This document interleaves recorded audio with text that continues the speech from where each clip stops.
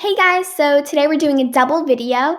I'll be using all my blue art supplies in the first half, and in the second half I'll be doing a fun scene tutorial because the blue one is a time lapse and it took really short. So now I'm swatching out all my colors for the blue art supplies challenge, and I'm swatching out what I want to do. I wanted to do something with fish, so I'm starting the thing.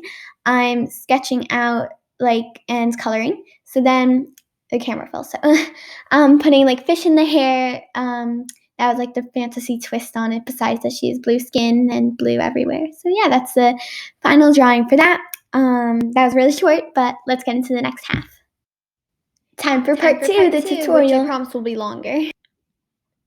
So I'm doing kind of a mini canvas. I put blue tape on it, which can come off. And I also made two others. So here's a preview of what you're learning. I put tape on it so I can take it off after. So it's clean edges.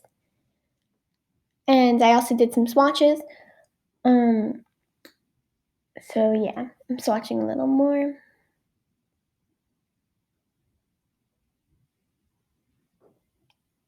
Oh no, I'm saying that I used the brush nib and the bullet nib, so I'm probably only going to use the top row, which is brush, and the bottom row, which is bullet.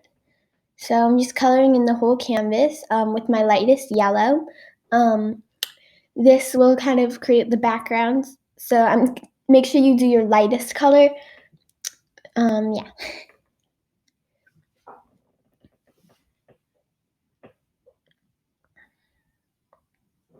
Here I'm picking my next color. It was going to be the one on the bottom row, but again, I wanted brush, so I chose the one on the top row.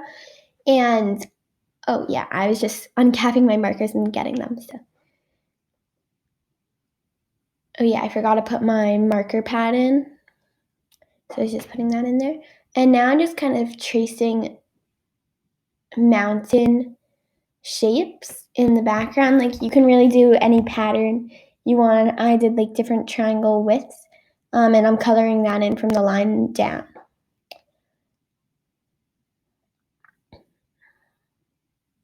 And really no shading is needed with this, so it's pretty easy.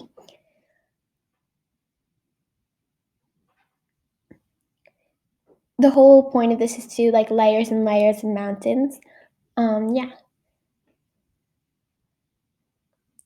So I'm choosing the next color, which is that one.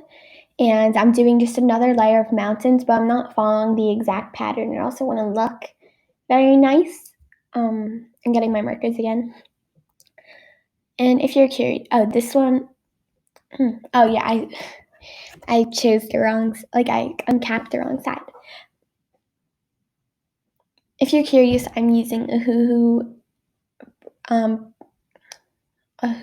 art markers. The brush and chisel series and the bullet and chisel series is the one I'm not using, but I use. And I colored that in again. So I'm getting my next marker, which I'm just going to do another layer of mountains that does not follow the pattern. So yeah, that's the next color. ARTley. So again, don't make the mountains the same pattern. You can even make them going over the background, the mountains, tips and stuff. And I colored that whole thing in. I'm going to be using Copic sketch markers for the next part of this. And the Hoo art markers. I added another little tip. Okay, so now I'm going to swatch out some markers for the trees, because the trees are going to be a different color, not yellow, so it doesn't blend in too much. So I'm deciding which one. That's a Copic sketch. I think it's G94 if you're curious. Yeah. And here I'm just making a point and then triangular lines going down, and kind of keeping it compact and together. But at the bottom I'm going down, down, down. So I have a kind of a grass layer. And it kind of looks like an evergreen tree. We're going to add more details later. So, yeah. And I'm adding 2 more trees. You can add as many trees as you want, but try not to get them too squished. Yeah, here I got them a little too squished, but these are good for spacing.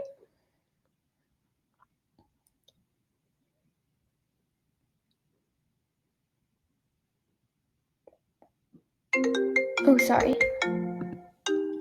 So I just laid it out so I could have like a base to put the more refined lines on it. So I'm trying out this color, but it might be too light.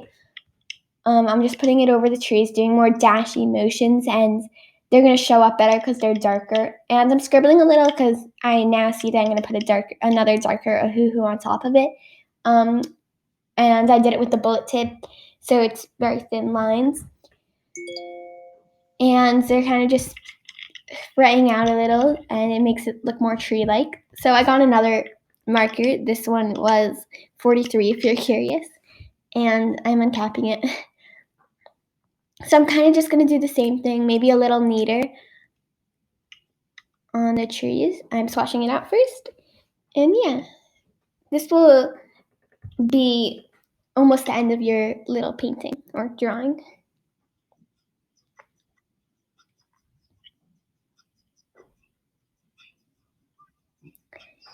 And you see I'm making them very refined so I can see a little bit of the base under it. This is mostly the main reason why I did the base, so I didn't have to make them so compact and together. But if you don't have light markers, you can just do a slight wash and then just like press harder for it. So yeah. So I'm gonna add a little twist to this one because I didn't do it to the other one. I'm gonna add a little sun in the corner because it's yellow and the other ones were pink and blue. So I decided with that color. You can add any twist you want. If yours is blue, you can make it some stars for night, whatever you want. So yeah, now I'm gonna take off the tape, which is very satisfying.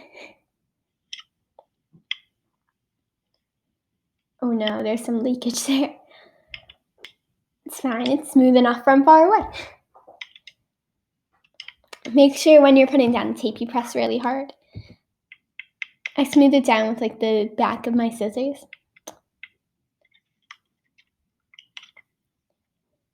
Ooh, this time I'm pulling from the top. Ooh, that one has leakage too. Guess I have to be more careful with that. I will link all the supplies I use down below, so you can check it out if you would like. So yeah.